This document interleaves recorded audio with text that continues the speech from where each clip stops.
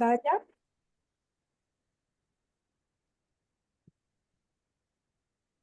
Muy bien, muy buenas noches a todas y a todos quienes nos acompañan el día de hoy. Les damos una cordial bienvenida a nuestra tercera sesión de ese curso de preparación para postulantes a conciliadores. Asimismo, también queremos agradecer y dar la bienvenida nuevamente a la doctora Leira Terán Quintela. Muy buenas noches, estimada doctora. Si usted gusta, ya podemos comenzar.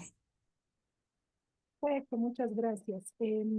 A ver, estoy intentando poner la presentación en modo presentación. No sé si ya se ve como presentación. ¿Me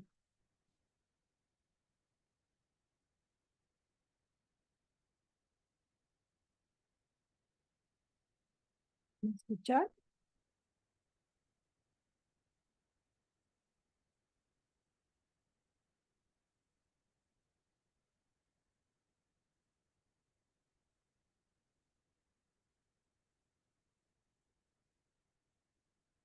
Bien, ahora sí está en modo presentación. ¿Ya se ve? Sí, doctora, buenas noches. Ok, súper, les agradezco mucho. Bien, entonces, como habíamos señalado ayer, ahora nos va a tocar ver la parte ya más teórica, y por qué no decirlo también, vamos a intentar que a partir de esta parte teórica que nos establece el código, lo vamos a plantear un poco más práctico desde el punto de vista del conciliador, ¿sí? Para ello, por supuesto, tenemos que ir revisando paso por paso respecto de lo que nos establece específicamente no solo el Código Procesal Civil, sino además el protocolo de aplicación del Código Procesal Civil. Bien, como todos ustedes saben, la conciliación previa se encuentra regulada a partir del artículo 292 y es así que en el artículo 296 del Código Procesal Civil nos establece el procedimiento propiamente dicho del acto del proceso de conciliación como tal, que es la parte que desde mi punto de vista nos interesa más, obviamente, que el conciliador tiene que conocer absolutamente todo el procedimiento, toda la formalidad, todo lo que la norma establece. Sin embargo, veremos cómo debería desarrollarse este procedimiento, que como les había dicho ya en la clase anterior, el protocolo de aplicación del Código Procesal Civil es un poco más específico incluso respecto de todos aquellos pasos que se deben cumplir. Es así que en este procedimiento nos dicen, ¿no es cierto? La audiencia de conciliación previa se convocará por el conciliador y para este acto, dice, se citará y emplazará al futuro demandado con una anticipación no menor a 3 días. ¿Por qué dice futuro demandado? Esto es importante, porque en caso de que no hubiere, ¿no es cierto? No hubiere un acuerdo entre las partes, se va a formalizar la demanda y, por supuesto, las partes dejan de ser solicitante, solicitado, convocante, convocado para convertirse en demandante y demandado, ¿sí? Como verán, los plazos son súper cortos, aunque a veces estos plazos, muy rara vez, eso sí tengo que decirlo, lo cual me parece muy bien, muy rara vez no se cumple, pero justamente por la carga procesal es que a veces hay conflicto en que se cumplan estos plazos, ¿no? Ahora dice, la autoridad dispondrá se lleve a cabo dicha actuación con la presencia de las partes y o la presencia de abogados no es obligatoria. Otro elemento importante, ¿por qué? Y resalto estas cuestiones, toda vez que, como les decía ayer, y además está dentro de los principios de la conciliación regulada por la ley 025, el conciliador tiene que intentar que cuando se lleve adelante la conciliación, ¿no es cierto?, las partes estén en igualdad de condiciones. En igualdad de condiciones no basta con que simple y llanamente se les reconozca, por ejemplo, la posibilidad de hacer uso de la palabra el mismo tiempo que la otra parte o en igualdad de condiciones, sino más bien esa igualdad de condiciones, ese principio de ecuanimidad, ese principio de igualdad entre las partes se refiere a que ninguna tenga ventaja, entre comillas, ventaja en conocimiento respecto del otro. Si nosotros estamos frente a cualquier persona, ¿no es cierto? Y el que se va a sentar a conciliar va a ser un abogado, por supuesto, que muy probablemente esté en, eh, en, eh, en otras condiciones, ¿no es cierto? Tal vez hasta me atrevería a decir en desventaja.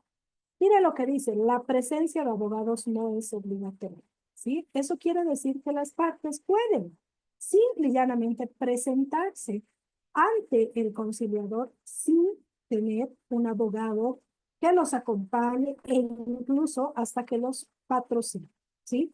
Miren lo que dice además, instalada la audiencia por el conciliador, explicará a las partes las ventajas de la conciliación utilizando las técnicas adecuadas para lograr su finalidad. Este es un elemento súper importante porque esta es la introducción que el conciliador va a realizar hacia las partes respecto de lo que implica este proceso, este mecanismo alternativo de solución de controversias. Y mire, dice, utilizando las técnicas adecuadas. Como yo les decía en un momento el día de ayer, ¿cómo es que este conciliador va a conocer esas técnicas adecuadas y definitivamente dentro de los requisitos para acceder al cargo no se le solicita con el conocimiento especializado? ¿No es cierto? Entonces, esto es importante que lo tomemos en cuenta. Más adelante lo vamos a desarrollar más específicamente. ¿Sí? Dice, seguidamente la parte que promovió la conciliación fijará su pretensión con claridad y precisión. A su vez, la otra parte se pronunciará sobre la propuesta. ¿Esto qué quiere decir? Que el conciliador va a otorgar la palabra por orden, ¿no es cierto?, a las partes. Por supuesto, primero a la persona que ha solicitado la conciliación y luego a la persona solicitada, ¿no es cierto? Para que obviamente, como señala la norma, ambos hagan conocer, por una parte tal vez la propuesta, como señala acá, y por otra, la otra parte, la solicitada, pueda plantear o hacer conocer su punto de vista respecto de esta propuesta. Mira lo que dice además, dice, el conciliador podrá proponer alternativas de solución actuando con buena fe y ecuanimidad que podrán ser aceptada o desestimada por las partes. Por supuesto que si bien es cierto que el conciliador es un facilitador, un tercero dirimidor, ¿cierto? No quiere decir que éste no pueda plantearles a partir de el conocimiento, a partir de su experiencia incluso, no pueda plantearles diferentes posibles soluciones, lo cual es importante, pero además simplemente plantearles como una salida más al conflicto, jamás una imposición o como una decisión. Bien, luego, ¿qué nos dice? En caso del litis consorcio facultativo, la conciliación podrá llevarse a cabo inclusive con uno o algunos de los litis consortes, y en caso del litis consorcio necesario, la conciliación deberá llevarse a cabo con la concurrencia o el emplazamiento de todos. Simplemente para efectos de tener clara la idea de qué se entiende por el litis consorcio facultativo y el litis consorcio necesario. El facultativo se refiere a qué? A una forma de pluralidad de partes en un proceso. Por supuesto, en el cual hay varias personas que tienen intereses relacionados, compatibles, objetivos, o que el objetivo es el mismo, pero que deciden participar juntas en un proceso judicial, pero no están obligadas a hacerlo. O sea, de mutuo propio deciden demandar juntas, ¿no es cierto? O defenderse si se puede, ¿no es cierto? Sin embargo, el litis consorcio necesario, ¿no es cierto? Es lo mismo, es una pluralidad de partes en proceso judicial, pero que están obligadas a participar de manera conjunta. Por lo tanto, se va a requerir la presencia de todas las partes para que la autoridad pueda emitir una resolución válida y eficaz. Entonces, en este caso, es importante que el conciliador conozca, en caso de que haya más de dos partes, ¿no es cierto? Ya sean solicitantes o solicitadas, se identifique claramente si es litisconsorcio facultativo o litisconsorcio necesario, ¿sí? Bien. El conciliador, dice, levantará un acta resumida de las pretensiones de las partes, resumen de las pretensiones, ¿sí? Diferente, distinto, y esto hay que tener cuidado, respecto del acuerdo arribado. El acuerdo arribado no es un resumen, el acuerdo arribado tiene que ser completamente detallado, ya lo vamos a ver más adelante, ¿no es cierto? Entonces dice el conciliador, levantará acta resumida de las pretensiones de las partes, señalando de manera precisa en qué aspectos hubo acuerdo en el acta, no necesariamente en la parte de la decisión. Si se negare a un acuerdo, dice total o parcial, constará en el acta, el cual será suscrito por las partes y el conciliador. Por supuesto, para que el acta de conciliación, ojo, no es una resolución, es un acta, ¿no es cierto? ¿Por qué? Porque las partes no dictan una sentencia, no emiten una resolución, y el conciliador tampoco, ¿no es cierto? El conciliador lo único que hace es redactar el acta y con su firma validar esa acta de acuerdo al que llegan las partes, ¿sí? Dice, inmediatamente de concluida la audiencia, el conciliador pondrá en conocimiento de la autoridad judicial el contenido del acta. La autoridad judicial aprobará la conciliación sin condenación en costas y costos, siempre que verse sobre derechos disponibles. O sea, ya hemos visto en qué casos se puede conciliar e incluso hemos sido más específicos todavía porque además la norma lo señala, en qué casos no se puede conciliar, ¿no es cierto? Y lógicamente esa acta para que adquiera esa fuerza de ley, si se quiere, ¿no es cierto? Va a ser aprobada mediante auto definitivo con efecto, dice, de sentencia y valor de cosa juzgada, no admitiendo recurso alguno. A ver, yo les planteo a ustedes, yo sé que no me van a poder contestar, pero seguramente muchos de ustedes saben por qué no se admite el recurso respecto de una conciliación. Justamente no se admite un recurso de impugnación, un recurso de apelación, ¿no es cierto? Porque es un acuerdo al que han llegado las partes, de mutuo propio, de plena voluntad, con consentimiento. Entonces no podemos pretender impugnar un acuerdo al que las propias partes han arribado. Eso es importante que tenemos en cuenta, ¿sí? Dice, si la conciliación recayere sobre una parte del litigio, eso quiere decir que es una conciliación parcial, será aprobada, por supuesto, parcialmente, salvando derechos respecto de los puntos no conciliados. ¿Para qué? Para que, por supuesto, las partes acudan por la vía que ellos crean conveniente para solucionar los puntos no conciliados, ¿no es cierto? Dice, si la conciliación fuere desestimada, el procedimiento se tendrá por concluido, ¿sí? Miren ahora lo que nos dice más adelante. La incomparecencia del citado a conciliación determinará una presunción simple en contra de cinturés en el proceso que posteriormente puede formalizar. Si una de las partes dice no pudiere concurrir a la audiencia, debe hacer conocer el impedimento antes de que se realice, por supuesto, la audiencia. Y si la autoridad lo encontrare justificado, señalará nueva audiencia. O sea, hay que justificar las razones por las cuales una persona no está pudiendo asistir a una audiencia de conciliación. El domicilio real de las partes, dice, se tendrá como subsistente para el proceso posterior, para el ordinario, ¿no es cierto? A condición de que éste se formalice dentro de los 6 meses. Y finalmente dice, la autoridad judicial que aprobó la conciliación será, por supuesto, la competente para la ejecución de los acuerdos arribados en el acta de conciliación.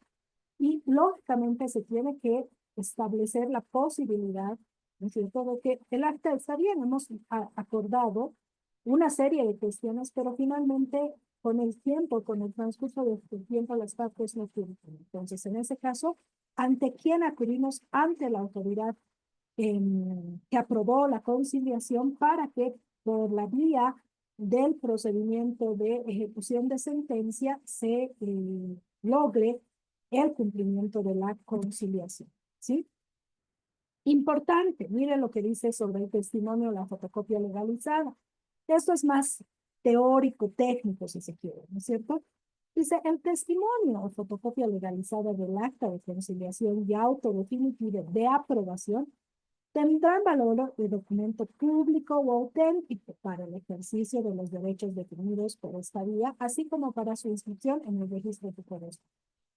Así como nosotros podemos obtener testimonios notariales y testimonios judiciales, este va a ser un testimonio judicial por el cual, ¿no es cierto?, se va a establecer el mecanismo por el cual se ha llegado al acuerdo, se le va a dar la validez correspondiente, se le va a establecer la calidad de cosa juzgada y con ese testimonio yo voy a poder continuar con los actos que sean necesarios para el cumplimiento de los acuerdos arribados, ¿sí? Miren lo que nos dice el protocolo de aplicación en su artículo 9 respecto de la función y de la responsabilidad del conciliador, ¿no es cierto? Dice, el conciliador desarrollará sus funciones con apego a la ley y es responsable del cargo que desempeña sin inferencia alguna. Este es un elemento muy importante. ¿Por qué? Porque estamos frente a esta responsabilidad que tienen los conciliadores de realmente garantizar la independencia, la imparcialidad, la transparencia en sus actos, ¿no es cierto? Dice, miren, su relacionamiento con la autoridad judicial se limitará a remitir el acta donde conste la conciliación parcial o total. No obstante, dice, excepcionalmente podrá ser convocado por la autoridad judicial para absolver aclaraciones sobre los acuerdos de la conciliación arribada. Dos elementos importantes. El conciliador no es un, eh, un funcionario de menor jerarquía que el juez. O sea, estructuralmente hablando, sí, pero el conciliador no está, no es un dependiente, esa es la palabra, no es un dependiente de la autoridad judicial del juez, ¿no es cierto? Sus funciones son completamente independientes, por eso no es dependiente, ¿no es cierto?, de la autoridad judicial. Y miren lo que nos dice acá, además nos dice, se va a limitar a tener un relacionamiento mínimo con el juez, mínimo. Y para evitar, estimados, esta última parte que dice que el juez excepcionalmente podrá convocar al conciliador para absolver aclaraciones sobre los acuerdos de la conciliación arribada, es tan importante que cuando se redacte la conciliación, porque quien redacte el acta de conciliación es el conciliador. El conciliador no tiene secretaria, no tiene quien se lo redacte, ¿no es cierto? Entonces, el conciliador tiene que tener el cuidado, ¿no es cierto?, de redactar el acuerdo de la manera más clara, específica posible, ¿no es cierto? De establecer claramente, ¿no es cierto?, los acuerdos arribados, etcétera, etcétera, ¿cierto? Entonces, eso es importante que lo tomemos en cuenta. Bien. Miren lo que nos dice sobre el impulso y la legitimación en el artículo 11 del protocolo. Como les decía, el protocolo está, desde mi perspectiva, realmente muy bien hecho y me alegra porque nos ha dado la posibilidad a los abogados de poder establecer claramente cómo deberíamos llevar adelante no solamente esta aclaración, ¿no es cierto?, este proceso de conciliación previa, sino también muchos otros. Bien, miren lo que dice el conciliador. dará el impulso necesario, verificando el cumplimiento de plazos establecidos conforme al Código Procesal Civil y el presente protocolo bajo responsabilidad disciplinaria. ¿Cuál es la razón de este parágrafo? Porque no nos olvidemos que uno de los principios de la conciliación es el principio de celeridad. No nos olvidemos que una de las razones por las cuales hoy por hoy en el mundo en general, en Latinoamérica específicamente, y Bolivia siendo uno de los países que más ha tardado, en las reformas de las normas judiciales, ¿no es cierto? En todos los sistemas judiciales en Latinoamérica, se ha planteado la posibilidad de aplicar estos métodos alternativos justamente en la búsqueda de un acceso pronto y efectivo a la justicia, para que realmente la justicia sea mucho más eficiente y eficaz. Entonces, es obligación del conciliador, ¿no es cierto? No dejar que pase el plazo, no esperar que se mande memorial tras memorial tras memorial. Por ejemplo, como yo les decía, en materia familiar, por ejemplo, existe el principio, ¿no es cierto?, donde se les dice a los jueces que deberían actuar de oficio. En materia familiar, nada, pero nada hacen los jueces de oficio. Obviamente, un juez me dirá, sí, pues doctora, tenemos 2000 causas en un juzgado, imagínense, es imposible.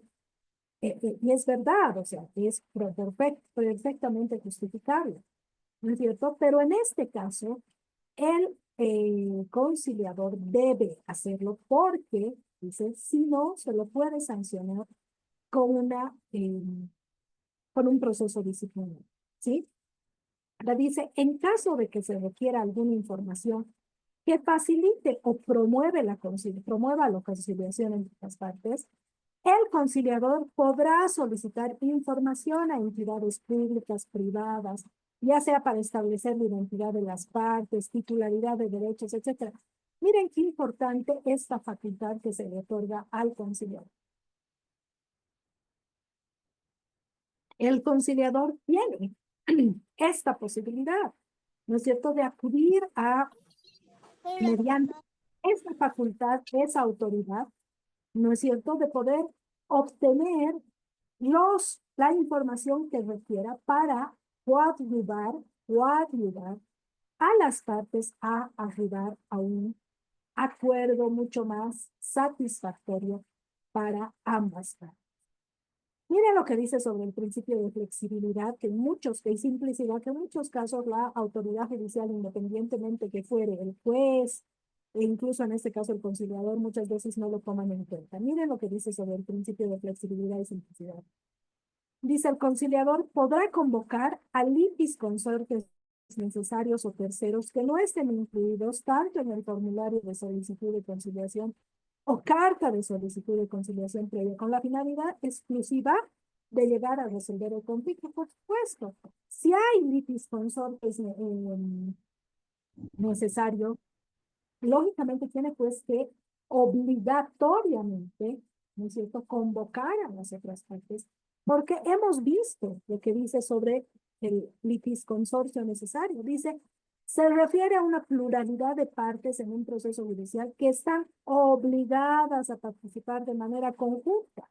Entonces, por supuesto, se va a tener que convocar a los otros para que esos acuerdos a los que arriben las partes sean pues válidos, ¿no es cierto?, y tengan efecto para todos los litis consortes necesarios, ¿sí?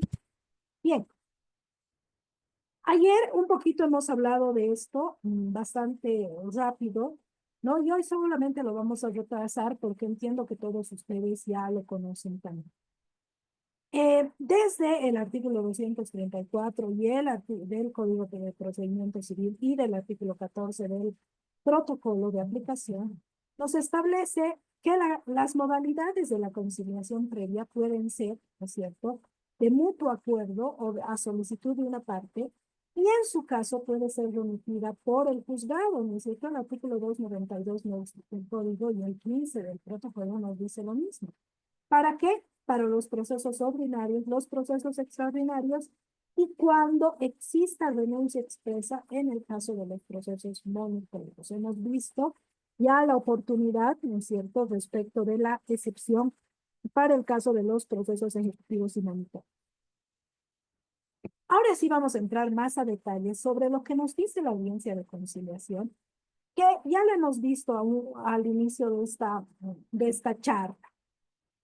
Dice, cumplidas las formalidades de citación y emplazamiento, el conciliador instalará audiencia en la fecha y hora señalados con la presencia o no, miren, o no de las partes. Si una de las partes no pudiera concurrir a la audiencia, hará conocer el impedimento antes de que la audiencia se realice. ¿Sí? Si el conciliador encontrare justificado, dice, podrá señalar nuevo día y hora. ¿Dentro de qué? De los 3 próximos días, salvo acuerdo de partes. Por supuesto que las partes pueden acordar que la audiencia se lleve en mayor tiempo. No nos olvidemos, y esta es una de las grandes diferencias del proceso judicial tradicional, ¿no es cierto? Es que las partes que se están sometiendo a una conciliación no son adversarios, ¿no es cierto? O sea, pueden realmente llegar a acordar incluso hasta plazos, tiempos en cómo se van a llevar adelante, cuándo se va a llevar adelante la audiencia. Y este acuerdo respecto de que, no, dentro de 3 días no voy a estar porque estoy viajando, no sé, mi mamá está enferma, entonces voy a volver recién en una semana, ok, se le comunica al conciliador y el conciliador no se va a poder negar, ¿no es cierto? Justamente por eso, porque estos son procedimientos amigables, solidarios, ¿no es cierto? Hemos visto lo que nos dice la cultura de paz, entonces la conciliación, independientemente de que sea una conciliación intraproceso, una conciliación previa o una conciliación extrajudicial, de todos modos sigue siendo un procedimiento amigable que se basa y tiene sus pilares en la cultura de paz, ¿cierto? Entonces, esos son elementos que tienen que entender los conciliadores, ¿no es cierto? Que imagínense que el conciliador se niegue a aceptar un acuerdo respecto simplemente de la fecha, día y hora de la audiencia de las partes, ¿no es cierto? En lugar de facilitarles, ¿no es cierto? Los puede complicar y definitivamente no es la idea, ¿no es cierto? Ahora dice la conciliación no requiere de manera obligatoria contar con la presencia de un abogado, salvo acuerdo de ambas partes. Lo propio, miren cómo se hace hincapié a los acuerdos que las partes pueden tener, ¿no es cierto? Las partes pueden decir, a ver, llevaremos adelante en los acuerdos, pero ¿sabes qué? Yo preferiría que esté mi abogado, que esté presente. Bueno, pues entonces que venga tu abogado, entonces que se sienten entre abogados, que se solucione el tema, ¿no es cierto? Entonces, esas cosas son importantes, ¿sí?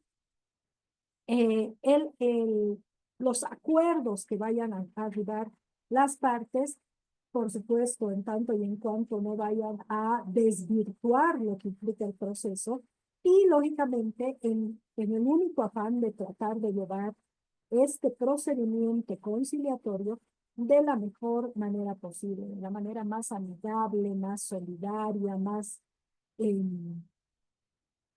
eh, más, eh, más amigable posible, como les decía. Mire lo que dice además, si una de las partes se presenta con su abogado, corresponderá al conciliador proseguir con la audiencia tomando las medidas que garanticen la igualdad y equidad entre las partes. Y ustedes dirán, ¿cómo se hace eso? El conciliador se supone, por eso es importante que el conciliador tenga pues nomás conocimientos mínimos necesarios, no solamente de la conciliación, sino de muchas otras áreas, probablemente. Y yo les soy sincera, me atrevería a decir en derecho. ¿Por qué? Porque si va a estar un abogado y la otra parte va a estar sin abogado, o el abogado va a tener el poder para poder sentarse en la audiencia de conciliación, ¿no es cierto? El conciliador, velando siempre por su imparcialidad y su objetividad, va a poder guiar a la otra parte que no tiene abogado para que no se encuentre en desventaja. Simplemente eso dice esta parte de la norma, ¿sí? Bien, dice, en la mesa de conciliación solo podrán estar las partes y la conciliadora, el apoyo técnico, los abogados, así como los terceros interesados si corresponde, serán ubicados en un lugar diferente dentro del mismo ambiente. Diferente dentro del mismo ambiente se refiere a que no haya pues posibilidad de que escuche. Tristemente, en nuestro país tenemos una infraestructura totalmente precaria, ¿no? Entonces, hay que evitar, y esto sí se los comento porque eh, no es que tengan cuestiones que ocultar, pero justamente velando por el principio de confidencialidad, ¿no es cierto? Todos estos terceros, llamémoslos terceros, ya sea apoyo técnico, abogados, terceros interesados, etcétera, tienen que estar pues en otra sala, donde no escuchan absolutamente nada de lo que las partes están en ese momento diciendo. ¿Sí? Es importante. El desarrollo de la audiencia. Por favor, denme medio segundito, me voy a limpiar la nariz, estoy ya resfriada con esta lluvia terrible y no voy a poder hablarles bien.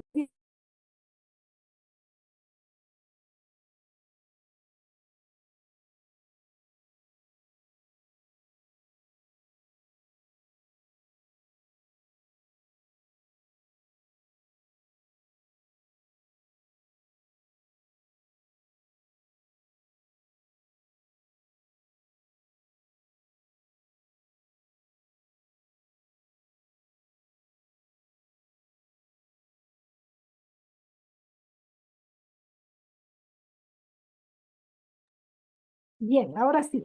Mil disculpas, espero que no me escuchen gangoso, pero me he resfriado hoy que está haciendo tanto frío acá en La Paz. Bien, miren lo que dice. El conciliador iniciará la audiencia presentándose y dando a conocer sus funciones dentro del proceso conciliatorio.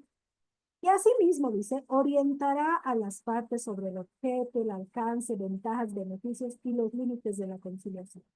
Esta parte, desde el punto de vista de la técnica de conciliación, se llama monólogo de presentación, donde el conciliador, como dice, ¿no es cierto?, no solamente tiene que presentarse, pero no presentarse simple y llanamente como, sí, señores, yo soy la conciliadora. Se tiene que presentar con su nombre y apellido, y explicarles justamente, miren, todo lo que dice sobre el proceso conciliatorio, el objeto, el alcance, cuáles son las ventajas, beneficios y, por supuesto, los límites de la conciliación, ¿sí? Este monólogo de presentación, como se denomina, ¿no es cierto?, la presentación propiamente dicha o el diálogo de presentación, ¿no es cierto?, se lo tiene que realizar en absolutamente todos los casos en que se va a iniciar una audiencia de conciliación. Lo hacen, por supuesto, los conciliadores cuando están llevando adelante una audiencia de conciliación extrajudicial. Lo hacen, he tenido la posibilidad de verificar en los conciliadores de apoyo judicial, en el caso de la conciliación previa, pero tristemente, cuando estamos frente a un proceso de conciliación intraproceso, ¿no es cierto?, los jueces no lo hacen. Simplemente los jueces simplemente se van al punto y no les explican a las partes la importancia que tiene el que puedan llegar a un acuerdo y en qué se basa esta conciliación. Entonces, este monólogo de presentación es muy importante. Ahora dice, la conciliadora o el conciliador llevará adelante la audiencia aplicando las técnicas y herramientas propias de la conciliación. Miren, ¿por qué hago énfasis en esto? ¿Cómo pretendemos que el conciliador o la conciliadora lleve adelante la audiencia haciendo uso de las técnicas y herramientas propias de la conciliación si desde la autoridad que los nombra y que los elige, no les solicitan que tengan ese conocimiento mínimo necesario. Entonces me dirán, pero depende de cada uno. Por supuesto, va a depender de cada uno, dependiendo del compromiso que cada quien tenga en el ejercicio de su función, de prepararse al respecto, pero no puedes pues tú mandar o nombrar al conciliador o nombrar y mandar al ruedo, al torero, ¿no es cierto? Sin el capote, o sea, no se puede hacer eso. Entonces tiene necesariamente que tener ese conocimiento mínimo necesario, ese conciliador, para que, por supuesto, en el desarrollo de la audiencia pueda hacer uso de esas técnicas y herramientas propias de la conciliación, ¿sí? Bien. Ahora nos dice la conciliadora, no, perdón, inicialmente dice, se otorgará la palabra a la parte solicitante para conocer su propuesta o pretensiones y de la misma forma a la otra parte. Siempre se va a otorgar la palabra a la parte solicitante. ¿Por qué? Porque esta ha sido la que ha planteado la posibilidad de llevar adelante el proceso conciliar. Ahora ustedes se preguntarán y dirán, pero ¿y qué pasa si las partes acuden ambas de mutuo acuerdo, ¿no es cierto? Porque al ver acá, eh, acá hemos dicho que puede llevarse adelante la conciliación previa de mutuo acuerdo. Entonces, ¿qué ocurre cuando la conciliación es llevada de mutuo acuerdo? Perdón. Bien, en ese caso, ¿cómo debería actuar la conciliadora, el conciliador? Debería acordar con las partes cómo se va a realizar el uso de la palabra. ¿No es cierto? O sea, preguntarles y decirles, bueno, toda vez que ustedes han venido de mutuo acuerdo al proceso, no hay una parte solicitante efectivamente y una parte solicitada efectivamente. ¿Qué les parece si entre nosotros tres acordamos quién va a empezar? ¿No es cierto? Entonces, el proceso, el diálogo, la comunicación fluye. ¿Sí? No nos olvidemos que no estamos en un proceso adversarial y las partes, y obviamente, va a depender del conciliador, de la conciliadora, que les cree ese ambiente de seguridad, de confianza, de amistad que tenga que haber en esa audiencia de conciliación, en ese ambiente, ¿sí? Miren, desde la creación del ambiente es importante. No sé si ustedes han tenido oportunidad de participar en alguna conciliación. Yo, por supuesto que sí lo he hecho. Y no como conciliadora necesariamente, pero he tenido la oportunidad de ver en este tipo de conciliaciones previas que sí se ha tomado el cuidado, no sé si en todos los casos, pero en algunos que he podido verificar, hay mesas redondas. Ayer les decía mesa redonda, no ovalada, mucho menos cuadradas, rectangulares, ¿no? Entonces, e incluso se tiene pues que el conciliador tomar el trabajo, la tarea, que por supuesto va a hacer en el caso de la conciliación previa, va a implicar un presupuesto extra, ¿no es cierto? Porque el Estado no se ocupa.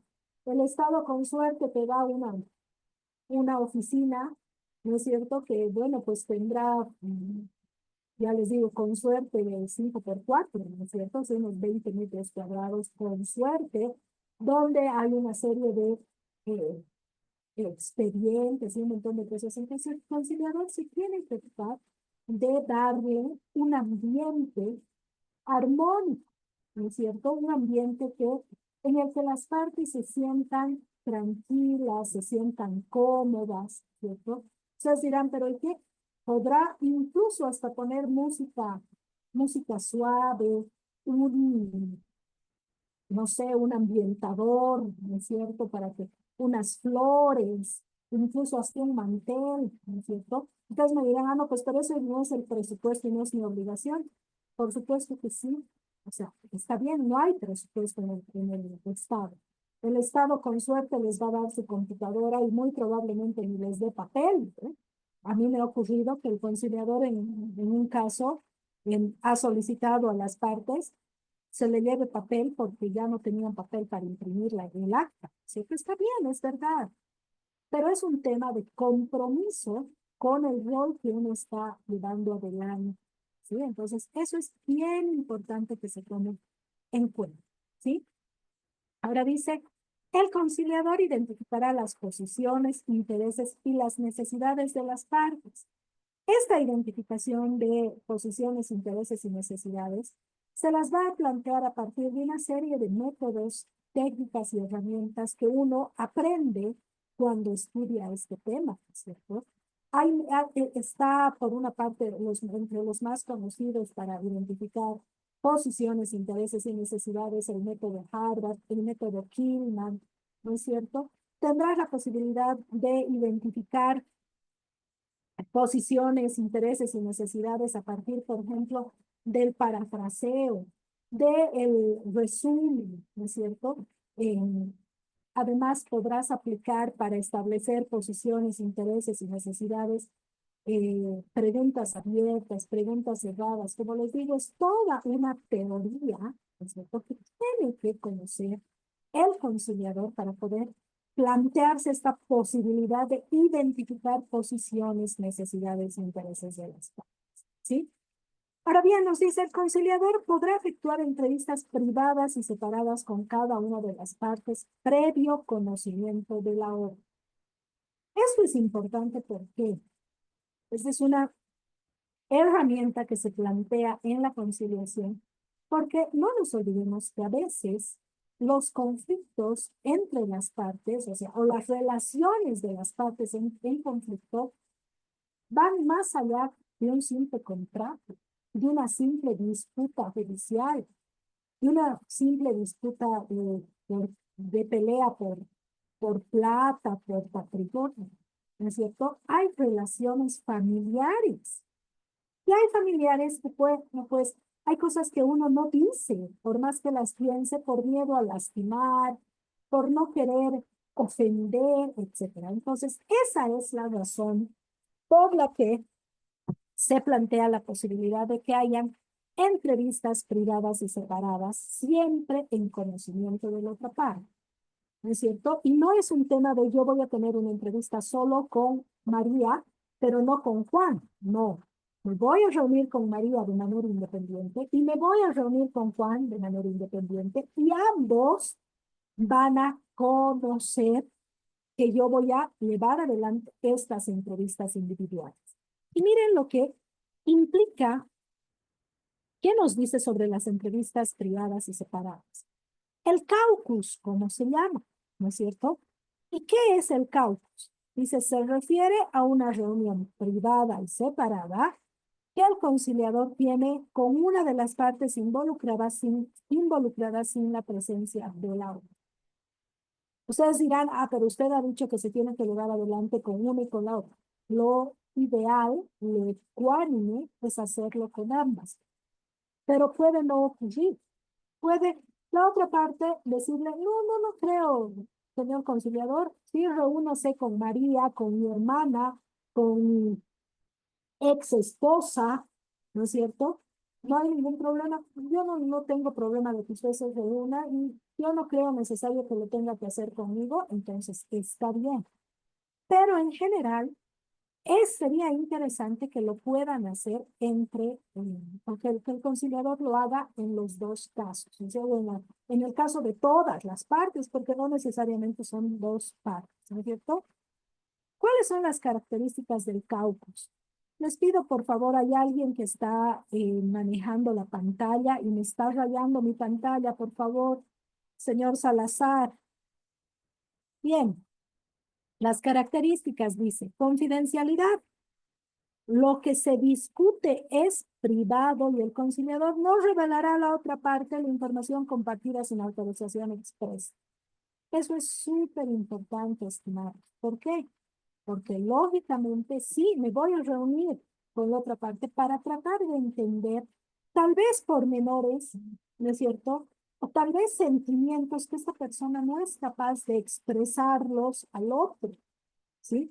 Estas cuestiones se las hace y son muy importantes cuando estamos, como les digo, entre partes que tienen más allá de una relación eminentemente contractual, ¿sí? Además, dice, el propósito, perdón, estratégico del caucus es explorar opciones en un ambiente más relajado. Lo propio, lo que les decía, a veces entre hermanos, entre ex esposos, entre familiares, hay personas que tienen un carácter más fuerte que el otro. Y uno de ellos se cohíbe, o incluso por el tema del respeto reverencial, ¿no es cierto? Donde hay cuestiones en que, ay, no, es que es mi hermano mayor, o sea, le tengo respeto, o es mi tía, ¿no es cierto? Y, escucha, no me atrevo a decirle enfrente, pero ya le contaré a solas, ¿no es cierto?, al conciliador. Por eso dice explorar opciones en un ambiente más relajado. Profundizar en los intereses y necesidades reales de la parte, ¿sí? Eso es importante. ¿Por qué? Porque a veces, como les decía, uno no se atreve por diferentes razones, incluso hasta carácter, personalidad, ¿no es cierto? Ayudar a aclarar puntos específicos que puedan estar obstaculizando el acuerdo. Y finalmente dice discutir posibles concesiones o soluciones sin presión directa de la otra parte. Eso también es importante. ¿Por qué? Porque el conciliador, cuando yo les decía ayer, lo importante que es que cuando nosotros sabemos, los abogados, sabemos que antes de formalizar una demanda en ciertos casos, tenemos de manera obligatoria que llevar adelante una conciliación previa. Nuestra obligación es, pues, preparar a nuestro cliente y explicarle al cliente la importancia, los fines, los beneficios, en qué consiste la conciliación. Y no como en muchos casos hacemos los abogados y le decimos, es que es una obligación, es algo que se tiene que hacer.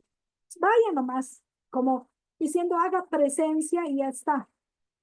¿No es cierto? Entonces, y en ese caso, por ejemplo, cuando el caucus te dice, el propósito estratégico del caucus te dice discutir posibles concesiones o soluciones sin presión directa de la otra parte, ¿no es cierto?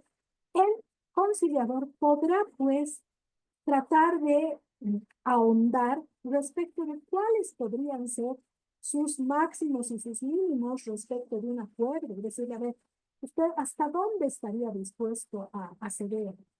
¿O hasta cuánto quisiera que se le dé? ¿No es cierto? Y la otra parte no va a escuchar. Entonces, es más fácil que el conciliador, si tiene el conocimiento de las herramientas, poder guiar a las partes, ¿cierto? Para que vayan a partir de ese probablemente máximo y mínimo que hayan podido expresar a partir de sus posiciones, sus intereses y sus necesidades, guiarlos a un probable acuerdo satisfactorio para ambos. ¿Ven? ¿Ven lo importante que es conocer las técnicas? Por otra parte, dice el momento de uso del caucus. El conciliador puede decidir usarlo cuando hay un estancamiento en las negociaciones conjuntas, por supuesto.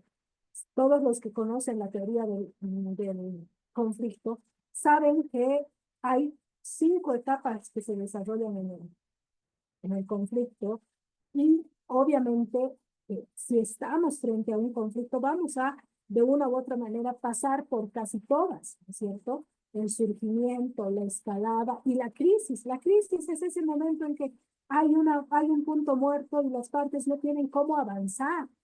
Entonces, como no tenemos cómo avanzar, a ver un ratito, despejemos este ambiente, despejemos esta presión, despejemos un ratito la situación y nos daremos un tiempo, señalaremos una entrevista individual, independiente con el uno, luego con el otro. O sea, en ese momento podremos hacer uso de estas entrevistas privadas y separadas, el CAU.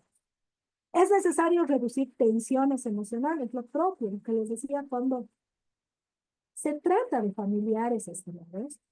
Muchas veces las personas tienen más allá de simples intereses, hay sentimientos de por medio, hay dolores en el corazón, en las relaciones. Hay casos en los que la gente hasta se pone a llorar, ¿no es cierto? entonces tenemos, o se enojan, ¿sí? Entonces tenemos que un poquito distender el ambiente, ¿no es cierto? Evitar que crezca la tensión y hacerlo más llevadero, ¿no es? ¿Sí? Entonces, en ese caso, puede utilizar el caos. Dice, cuando alguna parte necesita expresar sus preocupaciones o intereses más libremente. Y eso lo identifica el conciliador, estimado. Uno se da cuenta, ¿no es cierto? Y eso obviamente uno lo aprende con el tiempo y la experiencia. Se da cuenta cuando alguien tiene, se cohíbe, por llamarlo así, o tiene hasta miedo de decir algo. ¿No es cierto? Entonces, en ese momento, no, un ratito, creo que aquí, obviamente no lo va a decir así, ¿no es cierto? Pero lo tiene que plantear como un mecanismo para tratar de liberar tensiones, de agilizar la comunicación, de facilitar el diálogo. Entonces, ir a las partes, le diré, ¿qué les parece? Creo que hemos llegado un poco a estancarnos en la comunicación. ¿Qué les parece si vamos a liberar un poco las tensiones? Y les propongo reunirme de manera independiente con cada uno de ustedes 10, 15 minutos. Lo podemos hacer en este momento, lo podemos hacer, damos un cuarto intermedio y lo hacemos mañana, si la situación está, porque hay casos en que las personas están muy tensas, como les digo, lloran, ¿no? Entonces, esas son las formas, no es la forma, un ratito yo puedo ver que usted no quiere decirme porque está delante de su hermano, entonces mejor hablaremos a solas. No, no es cierto, hay que tener el mecanismo, la herramienta para, por supuesto, dirigir a las partes a que se sientan cómodas pudiendo llevar estas entrevistas privadas y separadas. ¿Cuál es finalmente, si se quiere, eh, el objeto de este caos? ¿No es cierto? Otra cosa que acá me olvidaba señalarles. Dice, no es obligatorio, o sea, no siempre es necesario realizarlo. Su uso depende de las dinámicas del conflicto y de la evaluación del conciliador. O sea, no es que sí o sí se va a realizar. Vamos, mire lo que dice acá. El conciliador podrá, dice, no dice deberá, dice podrá efectuar entrevistas privadas y separadas con cada una de las partes previo conocimiento de la otra. O sea, no es obligatorio que en todos los procesos de conciliación haya la posibilidad de aplicar el cálculo, ¿no es cierto? Eso es importante. ¿Cuál es el fin en general de justamente el caucus? Es tratar de buscar la mejor alternativa al acuerdo negociado, como se llama, el MAN, como se conoce. ¿Qué es el MAN? Es una herramienta, dice, que ayuda a las partes a evaluar cuál sería su mejor opción si no se logra un acuerdo en la conciliación. Lo que les decía hace un momento, ¿no es cierto? Ni máximo ni mínimo, si quieren. En otras palabras, dice, es el plan alternativo que una parte puede seguir si decide abandonar las negociaciones.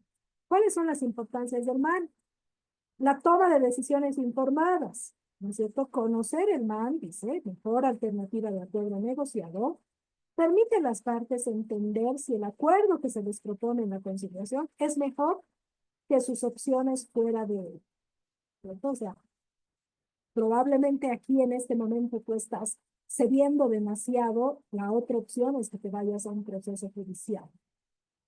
¿Sí? Y en ese proceso judicial vas a perder tiempo y probablemente más dinero, ¿no es cierto? Entonces, realmente es más beneficioso para ti, ¿cierto? O sea, esos son los elementos que hacen a la mejor alternativa al acuerdo negociado. La evaluación del proceso de negociación, dice. Si una parte tiene una mejor alternativa al acuerdo negociado fuerte, por ejemplo, un caso sólido para ganar un juicio, tendrá más poder de negociación. Si su MAN, dice, es débil, puede ser más propensa a aceptar un acuerdo, ¿cierto? La prevención de acuerdos desfavorables ayuda a evitar aceptar condiciones peores que las que podrían obtener sin negociar.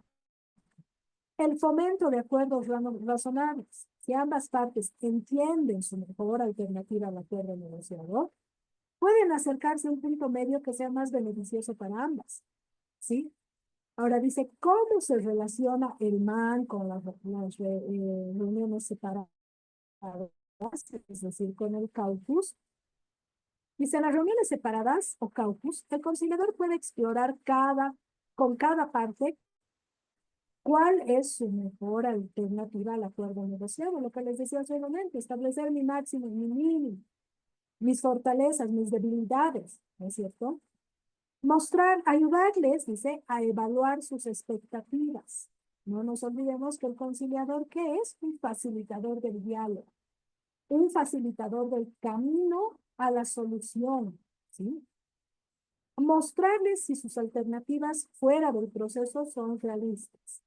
O sea, muchas veces uno llega pensando, dice, no, la conciliación voy a perder. Mientras tanto, que si no voy por esta vía y voy por la otra, tengo mejores posibilidades. Y en realidad, desde mi perspectiva personal, muy pocas veces se va a tener una mejor opción que una conciliación. Más aún si estamos planteándonos la posibilidad de ir a un proceso, ¿no?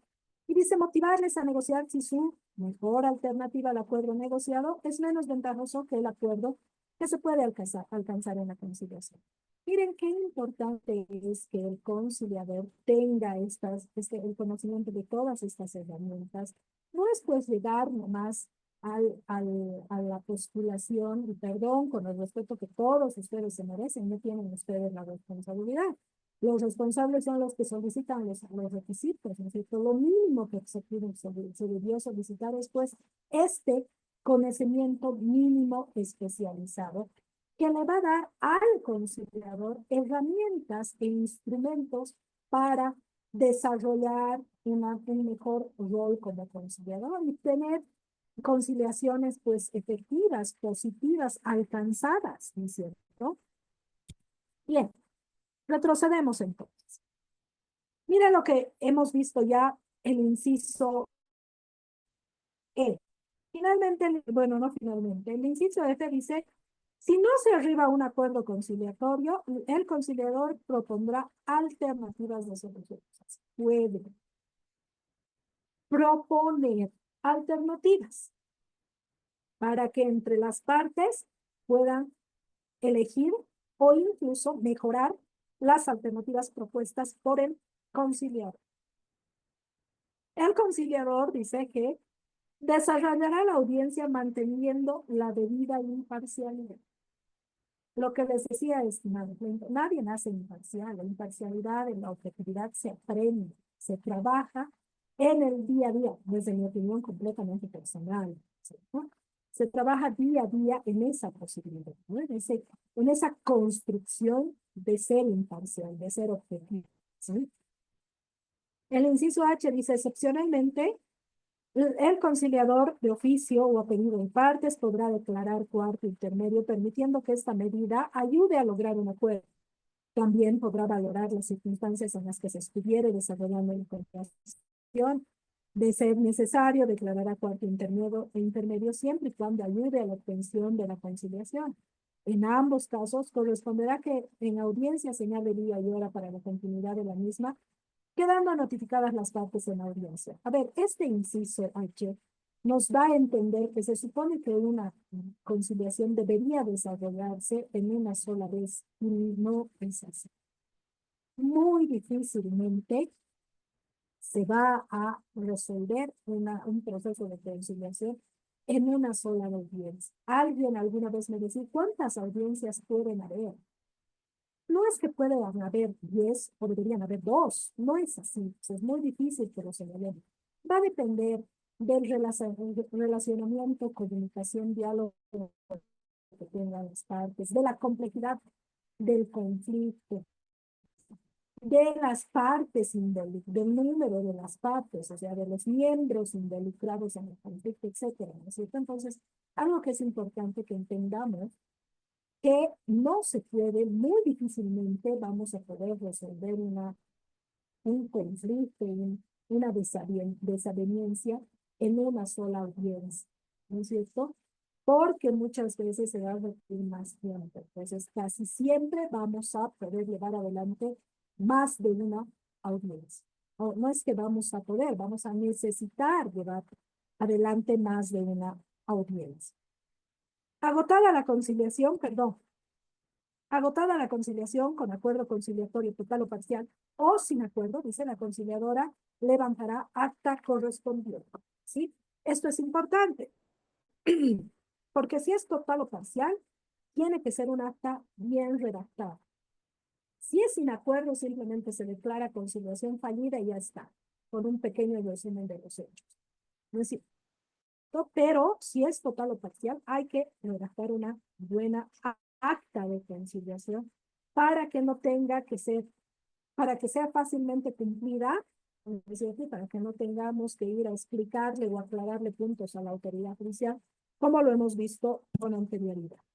Bien, continuamos. Entonces, el acta de conciliación dice, el artículo 17 del protocolo nos dice, la emisión del acta de conciliación será redactada por el conciliador, ¿no es cierto?, de forma resumida con el contenido de los acuerdos alcanzados de manera clara, coherente, sencilla y precisa. De manera resumida, dice, o de forma resumida que el hecho como tal, el conflicto como tal, la cuestión por la cual se ha acudido, voy a resumir. Pero los acuerdos alcanzados deben estar redactados de manera clara, coherente, sencilla y precisa. Lo que nosotros siempre decimos, el cuándo, cómo y el qué. ¿No es cierto? ¿Cuándo voy a cumplir? ¿Cómo lo voy a cumplir? ¿Y qué voy a cumplir? ¿Sí? Y de el mayor detalle posible. Y eso es bien importante. Dice, es imprescindible que el conciliador elabore y concluya el acta en presencia de las partes, detallando de forma clara y precisa los puntos y los derechos conciliados, debiendo dar lectura íntegra de la misma para su firma, entregándoles las copias respectivas. ¿Sí? Y dice, el acta no es definitiva sin aprobación de la autoridad judicial competente. O sea, tiene que estar aprobada el acta de conciliación para que adquiera la calidad de cosa juzgada de acuerdo a lo que nos establece la norma. Es súper importante, como les decía, establecer los puntos claramente acordados, ¿sí? Que incluso ir más allá, ¿sí? Establecer qué pasa en caso de incumplimiento. ¿Va a haber alguna sanción? ¿Qué va a ocurrir si yo no cumplo, si las partes no cumplen con el acuerdo, etcétera? Incluso allá, o sea, esto más, pero no funciona. ¿Sí? Y entonces, como habíamos visto, el acta de conciliación va a poder ser total, va a poder ser parcial, va a poder ser fallida cuando no hay acuerdo y va a poder ser un acta de conciliación de incomparecencia. Es decir, que o una de las partes no haya comparecido o incluso ambas partes no hayan comparecido a la audiencia. Bien. El contenido del acta conciliatoria, y esto es bien importante, por eso les decía, yo sinceramente creo que esto es uno de los elementos, de los actos, de los documentos más importantes de la conciliación, ¿sí? Oh, miren lo que dice, el contenido, lugar, fecha, hora de audiencia de conciliación. La identificación del conciliador, si la solicitud de conciliación y la audiencia se realiza a requerimiento directo o de una de las partes, el tipo de conflicto y la identificación del juzgado que aprobará o desestimará el acta conciliatoria. La identificación de las partes. El señalamiento de los antecedentes y el objeto de la conciliación, conteniendo una relación sucinta de las pretensiones, motivo de la conciliación. O sea, estos antecedentes, objeto, etcétera, es un resumen, ¿sí? Dice en 5, identificación de los puntos acordados por las partes. Debe indicarse la obligación u obligaciones contraídas y determinarlas en todos sus aspectos, tales como, lo que les decía, el cuándo, el cómo y el qué, ¿no es cierto? Tales como modalidades, cuantía, exigibilidad, etc. En caso de conciliación parcial, debe indicarse de igual manera y hacer mención de las pretensiones en las que no hubo acuerdo alguno. O sea, no nos olvidemos que estamos haciendo un resumen de las pretensiones, ¿no es cierto? Y que incluso las podemos enumerar, o que es identificar, ¿no es cierto? Inciso A, B, C, 1, 2, 3, ¿no es cierto? Y cuando hayamos llegado a acuerdos parciales, diremos, respecto del numeral 1, tal cosa no se llegó a un acuerdo. Respecto del numeral 2, se acordó tal y tal y tal cosa. Respecto del 3, del 4, etcétera, etcétera, ¿no es cierto? O sea, hay que ser los más claros y precisos posible en esa redacción del acta de conciliación. Dice, del incumplimiento acordado, las partes de manera voluntaria, la forma de la ejecución en caso de incumplimiento de los puntos acordados y obligaciones asumidas en el acta de conciliación, es que les decía hace un momento. ¿Qué pasa si no cumplen? Si las partes no cumplen, y entonces, ¿qué vamos a hacer si no se cumple? ¿Sí? Hay que también ponerlo, hay que tener ese cuidado. Porque, ¿saben por qué es tan importante? Porque muchas veces se llegan a acuerdos, ¿cierto? Y las partes están tan felices, ¿sí? De, porque además a veces es un proceso conciliatorio que ha tenido muchas aristas, mucho desgaste, mucho conflicto, muchos sentimientos de por medio, la gente se ha enojado, ha llorado, han reconciliado, se han eh, reconstruido relaciones, les hablo en materia especialmente de familiar, ¿no es cierto? Se han reconstruido relaciones familiares, etcétera, etcétera. ¿No es cierto? Que cuando llegan a un acuerdo están tan felices que lo último que les interesa es el acta, la redacción del acta, el contenido del acta. ¿No es cierto? Entonces dan por sobreentendido que ya hemos llegado al acuerdo, ya está. Entonces, no, hay que tener cuidado porque si no somos lo suficientemente claros en el cómo, el cuándo y el qué, y además en caso de incumplimiento, ¿qué ocurre? ¿Cierto? Establecer plazos, ¿sí? El cuándo es bien importante, bueno, en realidad el cuándo, el cómo y el qué son importantes. Hemos tenido una conciliación así súper larga, como les digo, desgastante, pero al final hemos logrado una conciliación exitosa. Redactamos por la emoción, redactamos una conciliación, una acta de conciliación eh, medio floja, ¿no es cierto? Que le falta nomás una pata, está medio coja.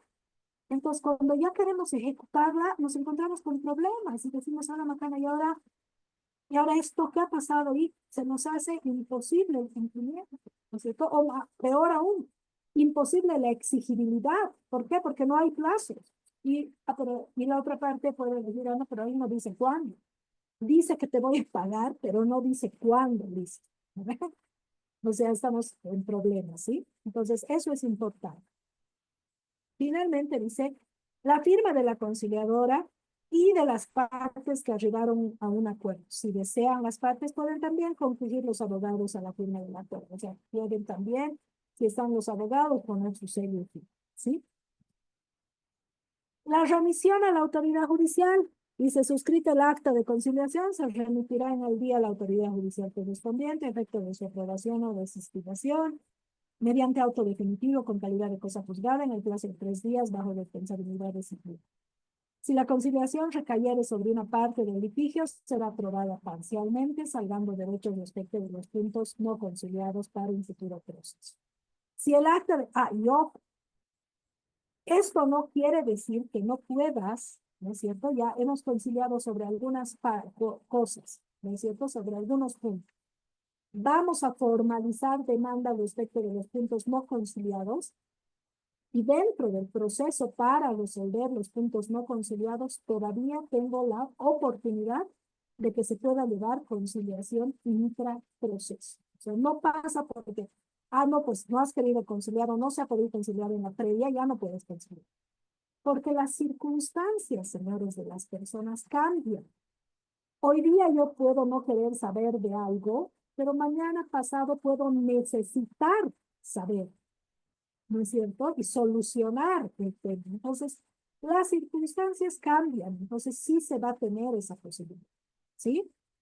Dice, si el acta de conciliación fuere desestimada, la autoridad judicial deberá fundamentar su decisión y la desestimación procederá en los casos señalados por ley en el presente protocolo. Al momento de su aprobación, la autoridad judicial ordenará la entrega del testimonio o fotocopia legalizada del acta de conciliación y auto definitivo de aprobación, generando como efecto el carácter y valor del documento que, por supuesto, ese es el resultado, es la emisión del testimonio. ¿Sí? ¿Para qué? Para que yo pueda hacer valer el acuerdo ante las instancias que corresponden. ¿Sí? A pedido de las partes, dice de una o de ambas, el secretario del juzgado hará entrega del acta de conciliación, así como la resolución de aprobación o desestimación de conciliación. Dice, para el caso de la conciliación fallida, la constancia podrá ser entregada directamente por el conciliador a las partes. Asimismo, deberá devolverse los originales adjuntos a su solicitud, debiendo quedar en su lugar fotocopias simples, poniendo la correspondiente nota de constancia y firma del interesado, debidamente identificado, que recepciona los documentos originales. Bien. Ahora, elementos que hacen también a la conciliación. La ejecución del acta de conciliación. Miren, la autoridad judicial dice que aprobó el acta, y esto ya lo hemos visto, será competente para la ejecución de los acuerdos arribados en caso de incumplimiento. Existiendo conciliación parcial o total, el asunto formará parte de los expedientes del juzgado que aprobó el acta y se le dará el curso correspondiente. O sea, no es que me voy a ir a formalizar la demanda a otro juzgado, ¿no es cierto? Hemos dicho un principio que el conciliador está asignado a un número de juzgado y ese número de juzgado tiene su conciliador asignado. La inactividad conciliatoria, dice, si transcurrido 2 meses contables desde la fecha del último señalamiento de audiencia conciliatoria, no se hubiera celebrado la conciliadora o el conciliador procederá al archivo de obrados, disponiéndose el desglose de la documentación original aparejada. Bien. Y ya, para terminar, dice la excepción a la instalación de la audiencia conciliatoria. De manera excepcional, el conciliador podrá celebrar la audiencia en el domicilio de una de las partes en caso de impedimento, o en caso de reclusión o enfermedad u otras circunstancias ajenas de la parte, salvo oposición expresa. Miren qué interesante es esta parte en caso de, por ejemplo, las personas adultas mayores o en el caso de una persona que tenga alguna enfermedad que no pueda movilizarse, etcétera, ¿cierto? O en caso incluso, miren, de reclusión, se puede llevar adelante cuando hay una detención domiciliaria. ¿Sí? Archivo de asuntos no conciliados. Dice, los asuntos no conciliados totalmente serán remitidos a la Oficina de Archivo Central.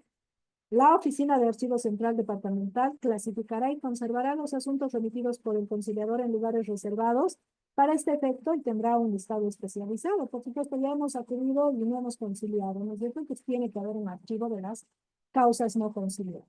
Y bien, hemos terminado. Muchísimas gracias. No sé qué hora es. Espero que no nos hayamos tomado más tiempo del debido. Y pero podemos proceder a sus consultas. Estoy tratando de dejar de compartir.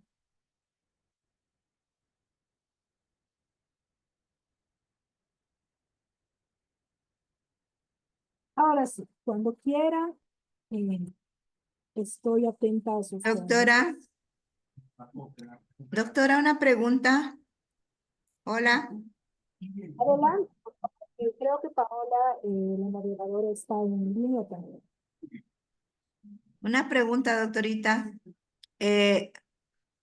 Las presentaciones de esta noche que acaba usted de hacer, ¿las van a enviar mañana al grupo? Sí, me imagino que sí, yo no tengo ningún problema, se las paso con mucho gusto. Muchas gracias, doctorita. Una excelente exposición. Felicidades, doctora. Gracias.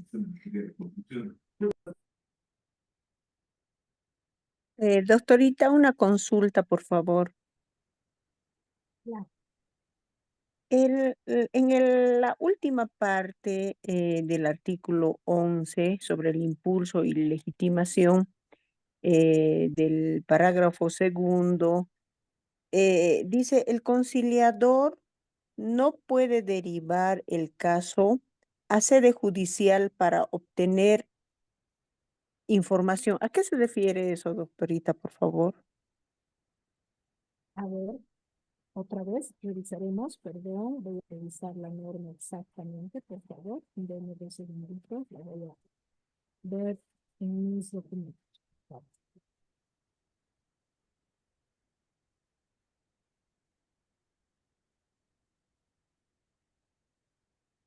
Si me lo puede volver a leer, por favor, porque no puedo, no sé por qué, salir de... El artículo 11, donde que habla del impulso y la legitimación, el parágrafo segundo, en la última parte dice, el conciliador no puede derivar el caso a sede judicial para obtener información.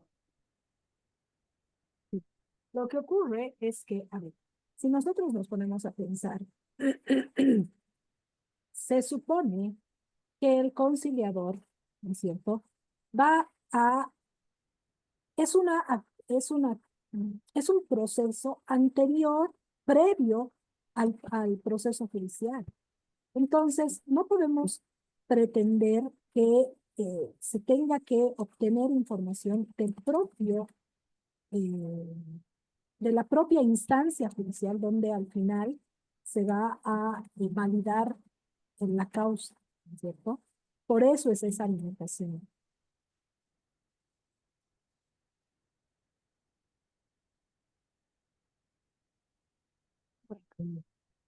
¿No? ¿Me escuchan? Sí, pero no, casi que como que no le llego a entender, porque Déjenme dice, ver. no, el conciliador no puede derivar el caso a sede judicial para obtener información. Ah, ya. Doctora, yo creo que, buenas noches, colegas. Yo creo que el conciliador, todo lo que habla en la audiencia es confidencial y no se puede usar eso para que se pueda realizar en un proceso. Yo creo que es eso, porque el principio de confidencialidad, entonces no tendría el caso de, no tendrían la seguridad jurídica las partes, ¿no?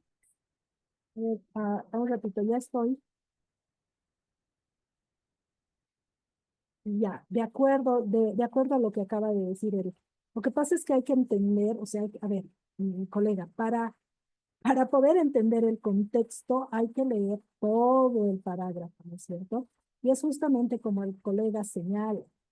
No nos olvidemos que esta última parte del parágrafo segundo sobre el que el conciliador dice no puede derivar el caso a sede judicial para obtener información, está íntimamente ligado al tema específico justamente del principio de confidencialidad, pero además de se me ha ido la palabra. Pero bueno, es justamente para ello, para precautelar, ¿cierto? Que no se ponga en conocimiento del órgano judicial que en caso de no acuerdo, porque si no hay acuerdo, eso se va a formalizar en el proceso, en un proceso, ¿no es cierto? Entonces, no podemos nosotros pretender que en caso de no acuerdo, el órgano que va a resolver conozca con anterioridad, ¿sí? Porque el tema del prejuzgamiento, ¿no es cierto?, está íntimamente ligado también al principio de confidencialidad. Es eminentemente por esa razón. Gracias, doctora.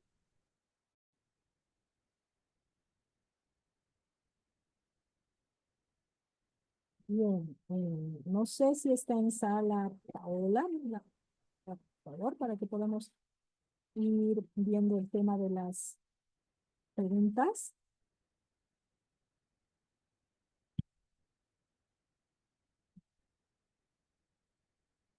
Bien, creo que no. De todos modos, si desean, yo las voy a ir resolviendo para que podamos avanzar. Buenas noches. Buenas noches. Sí, ¿cómo está? Mi nombre es Romer Fernández, soy parte del grupo. Doctorita, quería hacer una consulta, va a disculpar. Sabe, Bueno, hace años he hecho el asunto de seguimiento de un proceso porque yo era el abogado defensor. Le cuento que mi cliente ha entrado al asunto de conciliación y en ahí ha firmado un acuerdo conciliatorio donde el delito era por allanamiento y han quedado de que mi cliente tenía que pagar 5.000 bolivianos, ¿no? Como resarcimiento, más que todo, ¿no? Al tiempo y a los problemas que le ha causado, ¿no? En el proceso a la otra contraparte. Pero le comento que obviamente a mí me ha pagado mis honorarios, pero después el muchacho solamente ha pagado la primera cuota que era de 500 bolivianos y ha desaparecido. Entonces ha pasado la etapa preparatoria y directamente ha salido eso sobre el seguimiento. Entonces quería que más o menos me dé una pauta por qué ha pasado eso y en qué ha quedado el acta de conciliación incumplida. Por favor, les rogaría, siempre se me ha quedado esa duda. Mire, estimado colega, yo no soy especialista en penal, pero si no me equivoco, en el protocolo de la conciliación en materia de proceso penal, se establece que el incumplimiento del acta de conciliación dará lugar a que se continúe con el proceso. ¿No es cierto? Entonces, así debería ser, porque obviamente pues hace también a la honestidad, buena fe de las partes. Imagínense si llegamos a un acuerdo justamente sobre la atención de delitos, ¿no es cierto? Y el momento en que hemos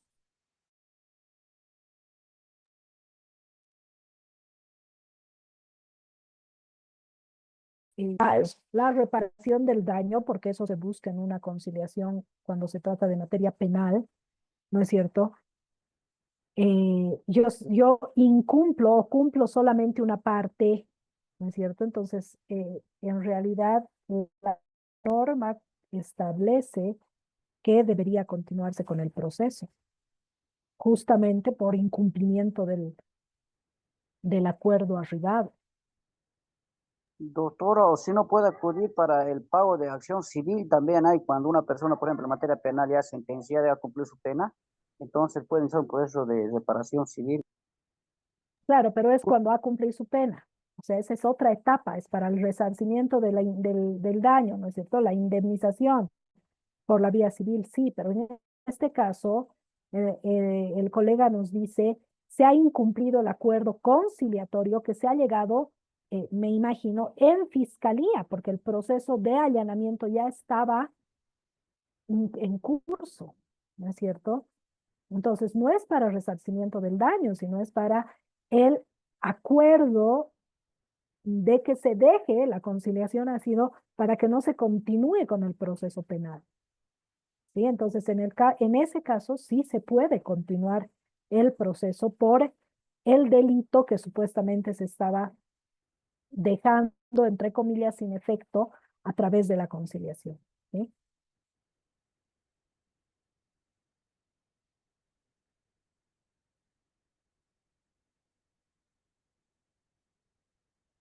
Bien, no sé si hay alguien más que quiera hacer uso de la palabra.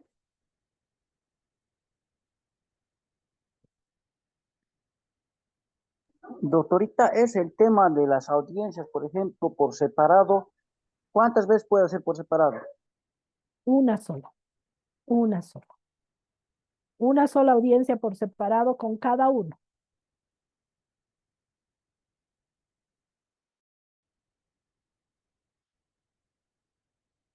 ¿Alguien más, estimados? Doctora, referente a lo que ha preguntado rato mi colega, ¿y es necesariamente o usted recomienda que sea en el mismo día o es que se puede postergar al día siguiente o una semana así para que traiga nuevas propuestas y Ok, obviamente poder hacer la firma del acta de conciliación? colega. La idea es que este procedimiento, se lo lleve lo más acordado entre las partes posible. Entonces, para eso se podrá, pero además va a depender, ¿no es cierto? Por ejemplo, si las partes requieren de un tiempo para repensar su posición y demás, se les podrá decir, a ver, ¿Cuánto tiempo creen ustedes o cuánto tiempo requieren ustedes? ¿No es cierto? Hay casos en los que te dicen una semana, ok, una semana. Te dirán 15 días, tú dirás, no, es que 15 días es mucho tiempo, ¿no es cierto? O sea, eh, eh, vamos a poder si se quiere acordar. Lo ideal es, por supuesto, que el proceso de conciliación no dure meses, ¿no es cierto? Porque para eso es el principio de celeridad, para que la conciliación sea pronta y efectiva. Ahora, cuando yo voy a llevar adelante el caucus o las entrevistas independientes, yo como conciliador veré la necesidad. Podré yo en ese momento decirles, a ver, ¿qué les parece si nos reunimos 15 minutos, un minuto con usted y 15 minutos con usted? Déjeme un ratito, salga 15 minutitos, vaya a darse una vuelta, a fumarse un cigarro mientras yo me reúno con la señora y después vuelve usted y hacemos otra reunión, ¿no es cierto? O si las partes están, perdona, hay un micrófono encendido, les ruego por favor, si lo pueden apagar, les ruego. Ahora, si las partes incluso están muy tensas, ¿no es cierto? Si las partes están enojadas, si están, no sé, llorando una de las partes o están muy molestas, entonces necesitaremos que transcurra un poquito más de tiempo. Entonces nos daremos más tiempo para que las partes se tranquilicen, para que tengan más posibilidad de comunicación, etcétera. Entonces las señalaré para el día siguiente, ¿no es cierto? Obviamente eso va a ser en función a cómo se desarrolle la audiencia y, por supuesto, a los tiempos, no solo que tenga el conciliador, sino también que se puedan manejar con las partes. Eso es bien importante. ¿Alguien más? Doctora, buenas noches. Buenas noches. ¿Me escucha, no, doctora? Sí, lo escucho. Adelante. Bueno, doctora, en primer lugar, felicitarle, muy excelente toda la exposición. Quería preguntarle sobre el cuarto intermedio, ¿ya? Yo conozco bueno, le ha ocurrido a un familiar mío hace tiempo, no he podido participar en ello, cuando ha tenido una audiencia de conciliación sobre un desalojo, ¿no? Prácticamente el sobrino que vivía dentro de una casa del dueño o del tío, digamos, no quería salir. Entonces, han tenido que recurrir a la audiencia de conciliación para que pueda sacar sus cosas, porque no lo quería sacar, pese a que ya había ocurrido varios años, ¿no? En el desarrollo de la audiencia, según me comentan ellos, bueno, ya la parte que había convocado a la conciliación, bueno, presentó todas las pruebas y estaba, bueno, bastante claro, ¿no? Que el que estaba en el cuarto era el que se resistía a salir, ¿no? Entonces, bueno, me ha ocurrido, me ha pasado o me ha sorprendido, ¿no? La decisión que ha tomado la conciliadora de que ha declarado un cuarto intermedio de 6 meses. No, yo, bueno, es de contraleído la ley la 708, varios cursos de conciliación que he hecho. En ninguna parte he visto, digamos, el plazo este del ¿cómo se llama?, del cuarto intermedio. No, entonces no sé, y tampoco he visto una sanción, ¿no? Con respecto a estas decisiones que toman algunos conciliadores y tampoco ha elevado un acta, ¿no? No ha entregado un acta también bueno, que declare pues ese cuarto intermedio o tampoco ha hecho conocer a la autoridad judicial, bueno, la conclusión de esta conciliación. Era esa mi duda, doctora. Sí, estimado. A ver, primero, en ninguna parte vamos a encontrar, ¿no es cierto?, la posibilidad de que nos diga cuánto tiempo debería utilizarse para señalar ese cuarto intermedio. O sea, como les digo, va a depender de muchos factores que hacen al caso concreto. ¿Por qué? Porque ningún caso es igual al otro. Podemos resolver conflicto de herencia entre hermanos, pero nunca va a ser igual, así sea conflicto de herencia entre hermanos, ¿no es cierto? Entonces, nunca va a ser un caso igual al otro, por lo tanto va a depender de los elementos que les acabo de señalar para establecer el cuarto intermedio. Por supuesto que como usted dice, es una barbaridad que se haya dispuesto un cuarto intermedio de 6 meses, o sea, otra cosa hubiera sido que se haya acordado 6 meses para que el que debía desalojar desaloje. Eso es otra cosa, ¿no es cierto? Pero un cuarto intermedio de 6 meses, por supuesto que no debería hacerlo. Y perdón que lo reitere y que lo diga. Muchas veces estas cuestiones pasan por el desconocimiento que tienen los conciliadores en el proceso como conciliación propiamente dicho, ¿no es cierto? Por una parte. Por otra parte, como usted dice, habría que sancionarse. Desde mi punto de vista, se le podría iniciar un proceso disciplinario. Sin embargo, difícilmente vamos a tener la prueba para demostrar por qué, porque justamente, y los conciliadores, y esta sí es una falencia, creo yo, no solo del procedimiento, sino del protocolo, los conciliadores no emiten documento alguno si no es acta total o acta parcial final, ¿no es cierto? O fallida, pero listo, pero antes tú no puedes obtener ningún documento que te diga si no han habido 3 audiencias, 10 audiencias y demás. Entonces, desde mi punto de vista, se hace difícil poder hacer el seguimiento y en caso de mm, alguna falta o infracción, entre comillas, que pudieran cometer los conciliadores, eh, no vamos a tener el mecanismo para poder llevar adelante la sanción, ¿no? Eso sí, es así. Claro, yo pienso que está, ¿no? El dato del inicio de la conciliación, ahí está registrado, ¿no? Entonces ella es una prueba, Claro, ¿no? por Y que, supuesto, con el inicio, el inicio de la demanda y el señalamiento de audiencia, sí tendríamos los documentos mínimos necesarios, ¿no? Para poder sí. plantear una denuncia para un proceso disciplinario. Bueno, muchas gracias, doctora. Bueno, esa es la falencia que tenemos en los conciliadores.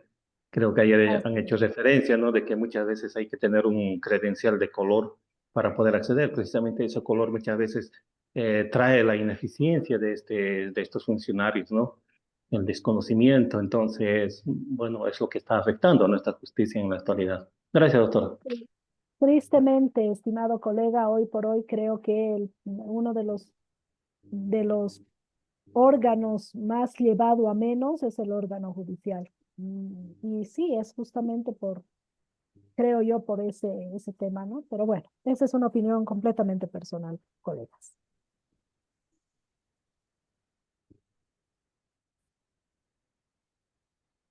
Buenas noches, doctora. Buenas noches. Primeramente, felicitarla por la exponencia, muy excelente su participación esta Gracias. noche. Gracias. Doctora, complementando al tema que acaban de dilucidar, ¿cómo se podría solucionar el tema? Muchas veces o anteriormente alguna colega dijo de que no se puede emitir un informe, el conciliador o conciliadora, de la audiencia que se ha llevado ahí entre las partes, porque como yo le comentaba, el día de ayer, por ejemplo, cuando hubo una audiencia de conciliación de deuda, la deudora reconoció en esa audiencia y dijo, sí, yo le debo, es que no tengo para pagarle. Ahora aquí el colega también dice, ¿no? De que el sobrino dice, bueno, sí, yo no quiero sacar mis cosas, pues no, entonces, y los que acudimos a esa audiencia de conciliación, buscando una solución pronta y efectiva para no ir a un proceso largo y contencioso, entonces nos quedamos con las manos vacías, no tenemos un informe, una documentación. Y por ahí dicen, ¿no? Que está establecido en la ley del conciliador de que es confidencial. Pero es también contradictorio porque el artículo 24 de la Constitución Política del Estado dice de que todo ciudadano tiene derecho a exigir información, más aún cuando se trate de situaciones inherentes a uno mismo, ¿no? ¿Cómo podríamos solucionar ese pequeño detalle dentro de las audiencias de conciliación? Colega, tristemente, que yo creo que no es tan pequeño el detalle, porque realmente, como usted dice, nos tienen de manos atadas. Yo le digo, yo he tenido la posibilidad de estar en una audiencia de conciliación donde la abogada de la otra parte le ha dicho a la otra parte, ¿no es cierto? Porque era un tema de herencia, que si no estaban de acuerdo en conciliar en los términos que ellos planteaban, ella iba a iniciar las acciones legales que correspondían e incluso iba a iniciar procesos penales. O sea, penales por una herencia. Y al final del día le cuento que han habido procesos penales. Una barbaridad ha sido, ¿no es cierto? Pero en esa conciliación, yo le digo, me he quedado así totalmente anonadada, porque además, y eso, por eso les decía, es tan importante que los conciliadores tengan ese conocimiento y ese manejo. Yo he estado en este caso, con dos abogadas, primero con dos conciliadoras, ¿no?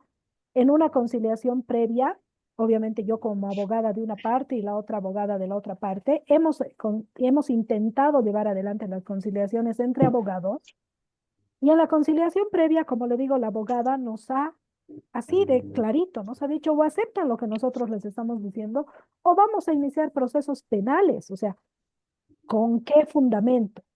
Se han iniciado procesos penales, y a lo que quiero llegar es que hemos tenido oportunidad de llevar adelante dos diferentes tipos de audiencias: en el proceso penal por una parte y en el proceso de conciliación previa por otra. Y le digo, no se imagina la diferencia entre las conciliadoras. En la conciliación previa, era en la época de la pandemia, tristemente virtual. No la hemos visto efectivamente a la conciliadora, porque no sé qué problema tenía en su cámara, no sé qué tontería, pero se le escuchaba y se notaba que era una persona muy joven, ¿no es cierto? La abogada de la otra parte, que bueno, todo el mundo la conoce acá en La Paz, el talante de la abogada, pero la abogada ha manejado la audiencia de conciliación como le ha dado la gana, y la conciliadora no ha tenido la posibilidad de frenarla, y por supuesto, por cómo se ha desarrollado la conciliación, es que no se ha llegado a un acuerdo. En cambio, en la conciliación, en fiscalía, porque ya le digo, se han iniciado procesos penales por una herencia, una barbaridad, sin el fundamento legal alguno, pero bueno. La conciliadora en materia penal, la doctora Cintia González, que hoy es fiscal de materia, capísima, y me saco el sombrero como conciliadora, ha manejado las conciliaciones y le ha puesto, perdón que se los diga en este sentido, en su lugar a la abogada, porque la abogada pensaba que estábamos en un mercado y no se imaginan la diferencia. Y eso solamente uno lo consigue a partir de la experiencia. Pero contestándole lo que usted decía, o sea, como le digo, nosotros hemos intentado obtener el acta de audiencia de conciliación, donde la abogada amenazaba con iniciar procesos penales, ¿no es cierto? Queriendo lograr una conciliación. Y nos han dicho que no, que por el principio de conciliación, y como usted dice, o de confidencialidad. Y como usted dice, eso también nos tiene atados. Yo creo que esa parte debería modificarse. No hay forma, estimada, porque los conciliadores no tienen la obligación de otorgar ningún documento que no sea los entregados por las partes, que sean devueltos a las mismas partes, y el acta, que sea acta de conciliación total, parcial o fallida. Y listo. Entonces Doctora, deberíamos... perdón, ese también es el problema, que el acta de conciliación es que no lo entregan a las partes. Según dicen de que eso es derivado directamente al juzgado que ha sido designado y solo a pedido del juez. Estimada, hemos visto en la norma, se establece que se debe entregar a las partes. En el protocolo está establecido aquello. Déjenme revisar dónde está esta parte. A ver, unos segundos.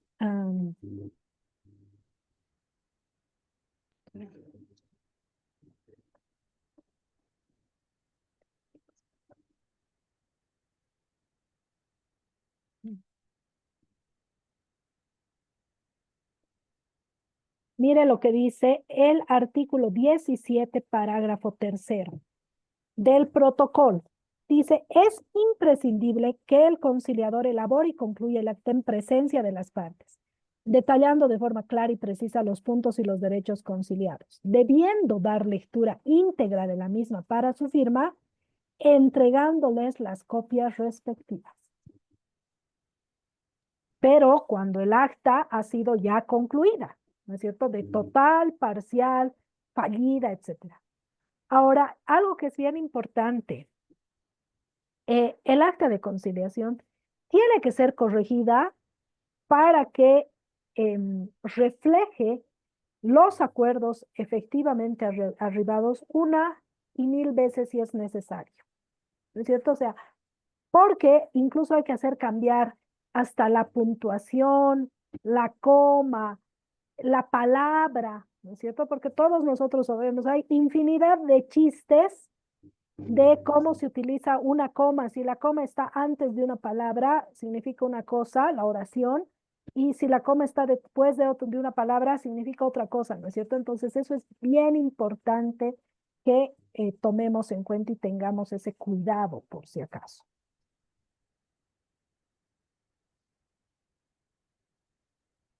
Bueno, sí, ahora que usted da lectura a ese artículo, pasa que en su momento cuando pasó este problema, yo era estudiante de Derecho y desconocía, y aún así, digamos, llevo ejerciendo años la profesión, pero no, yo desconocía de ese artículo. Y muchas veces eso, ¿no? La ignorancia en el tema da lugar a que las autoridades hagan lo que les plazca, porque si ellos están ocupando un cargo, se supone que están al tanto y al día de todo el procedimiento. Y como el colega anteriormente también dijo, a él no se le entregó o a su familiar no se le entregó el acta como para por lo menos decir, se ha llevado a cabo una audiencia de conciliación. Pero bueno, está disipada mi duda y muchísimas gracias, doctora. Colega.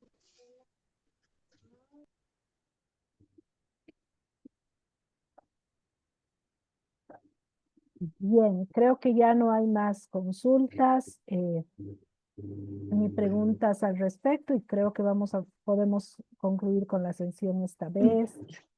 Doctora, buenas noches. Sí. Doctora, Sí, mil disculpas, por favor. Primeramente, felicitarla por su exposición, excelente exposición. Muchas felicidades, doctora. Gracias. Mi consulta es la siguiente, por favor. Vuelvo atrás. Lo que pasa es que tengo un problema similar a esto y mire, pasó esto con una casa que mi mamá tiene.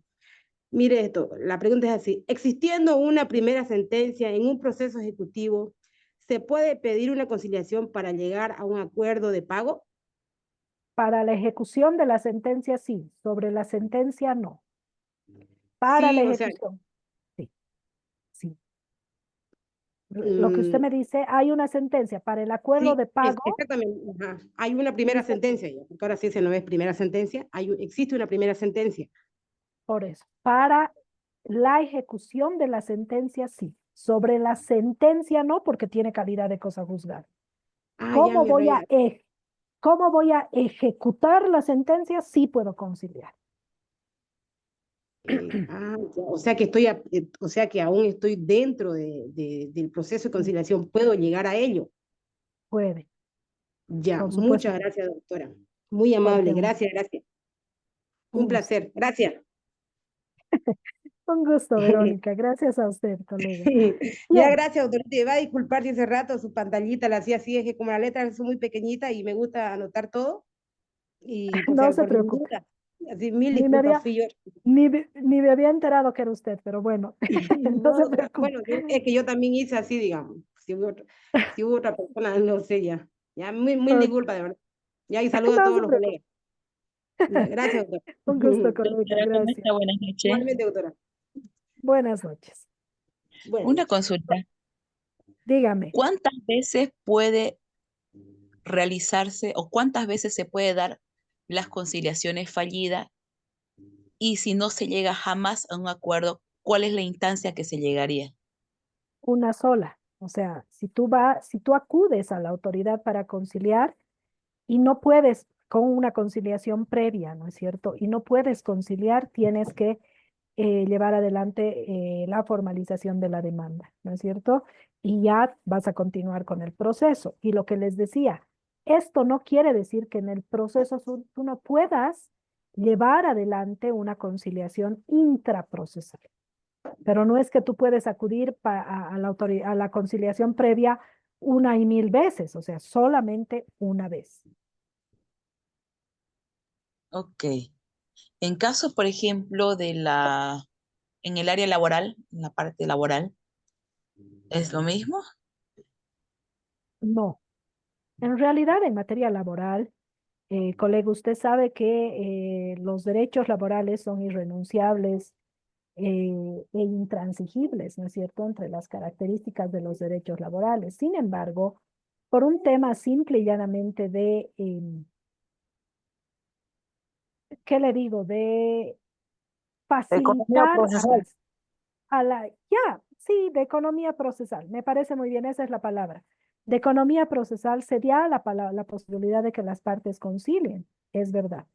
Pero no es que tú vas a poder sentarte a conciliar 1 y 1000 veces, ¿no es cierto? Eso es importante establecer, ¿no? Si ya nos hemos sentado a la conciliación y no hemos podido conciliar, no se trata de que voy a volver a conciliar o a buscar la conciliación. Otra cosa es que yo no haya querido conciliar en un primer momento y después las circunstancias me lleven a querer conciliar. Entonces ahí sí tengo la posibilidad de llevar adelante una conciliación.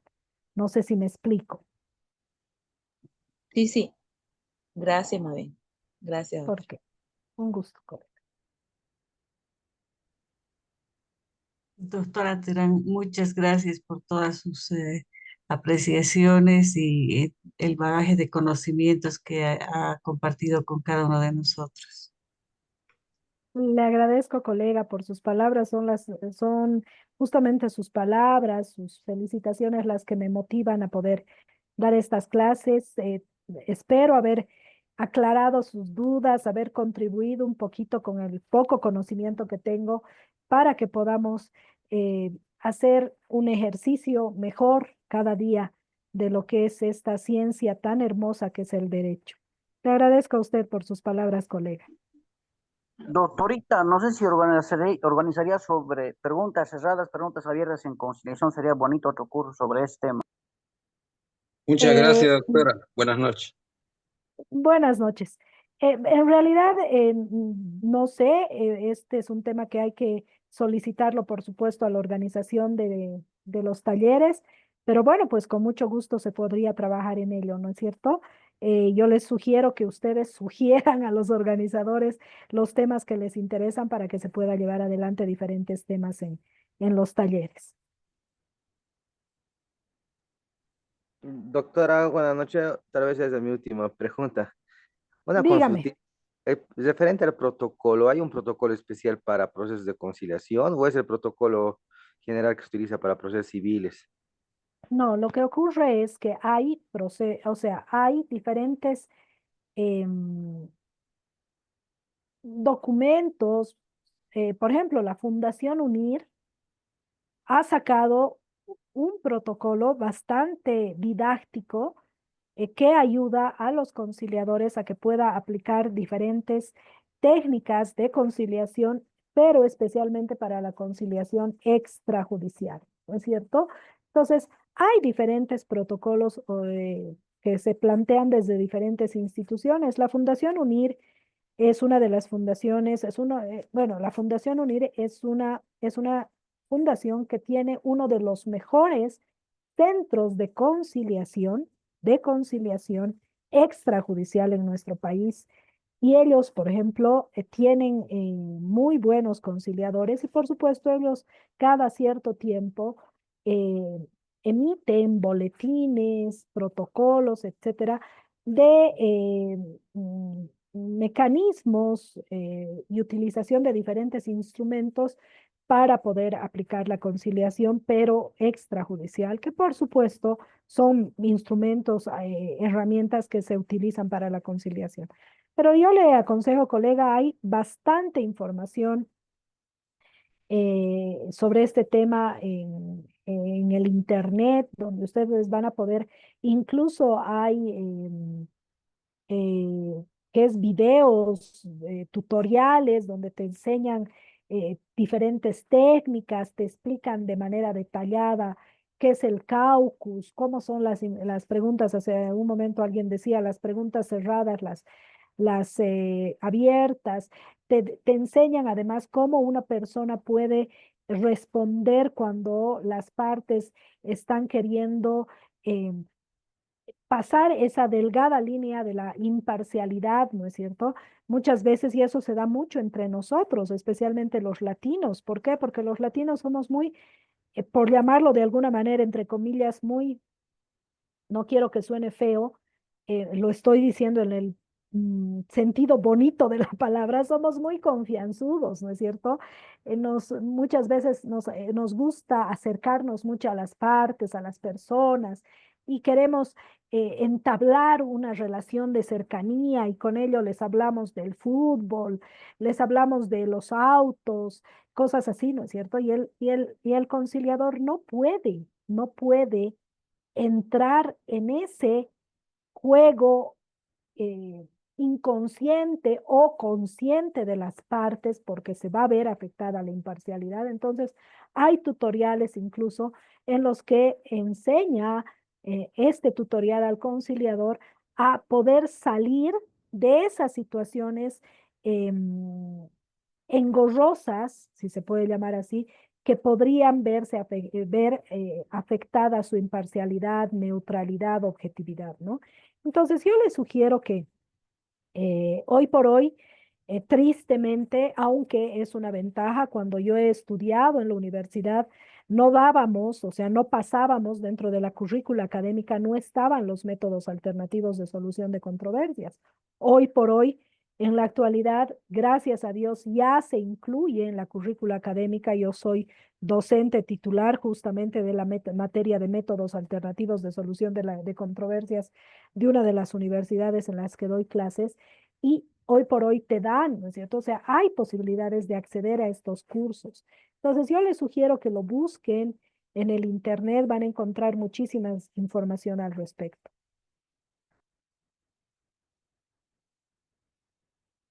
Muchas Bien, gracias, ahora sí, doctora.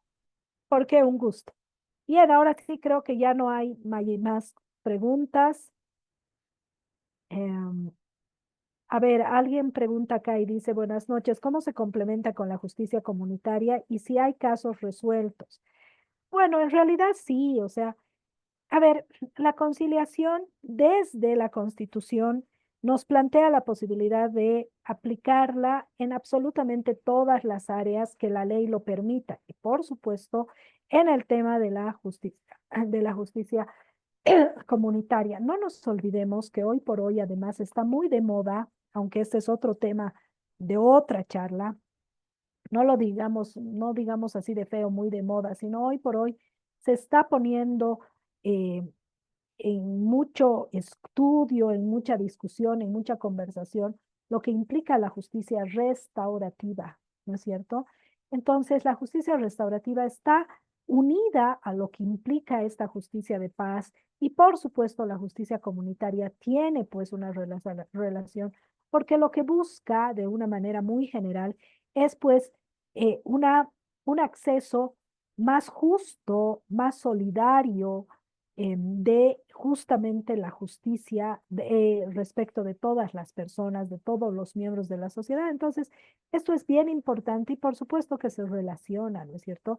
La norma establece que en todos los casos se puede aplicar la conciliación, en tanto y en cuanto no se vaya en contra de las limitaciones o las excepciones que plantea la ley. Por lo tanto, en la justicia comunitaria, por supuesto que sí se va a poder plantear.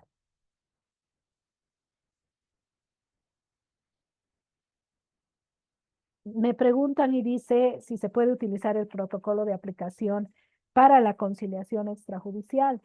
El protocolo de aplicación del Código Procesal Civil, no, no se puede aplicar. ¿Por qué? Porque no nos olvidemos que la ley 708 es la ley que regula la conciliación extrajudicial, y está muy bien establecida, muy bien redactada, ¿no es cierto? Entonces, cuando yo requiero utilizar una conciliación extrajudicial, o sea, llevar adelante la conciliación judicial, debo remitirme a la ley 708, pero además vamos a poder aplicar, y yo les digo, traten de acceder, está en la página de la Fundación UNIR, sin querer hacer propaganda, ni mucho menos, pero la Fundación UNIR, como les digo, tiene un centro de conciliación muy, muy efectivo, muy bueno. Sus conciliadores se han capacitado muchísimo, hacen capacitaciones periódicas y demás, entonces hay un protocolo que les puede servir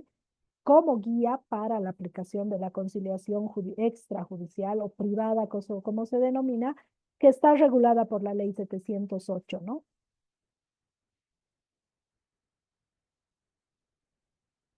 Bien, estimados, creo que ahora sí se ha concluido con las preguntas. Y bueno, pues ya son las 9:30, sin querer queriendo hemos llegado a la hora que debía terminar el taller. Y ha sido para mí un gusto poder resolver sus consultas, aclararles tal vez algunos temas. Por supuesto que no soy dueña de la verdad, espero no haberme equivocado demasiado en algunas apreciaciones que les haya realizado y bueno, espero que nos podamos encontrar en algún otro momento para hablar, si no es de la conciliación, de algunos otros temas tan interesantes que existen en esta profesión tan hermosa que es el derecho y la abogacía. Un gusto para mí, estimados, estar con ustedes esta noche fría en La Paz, desde La Paz. Un abrazo para todos, que tengan un buen descanso. Buenas noches, hasta luego.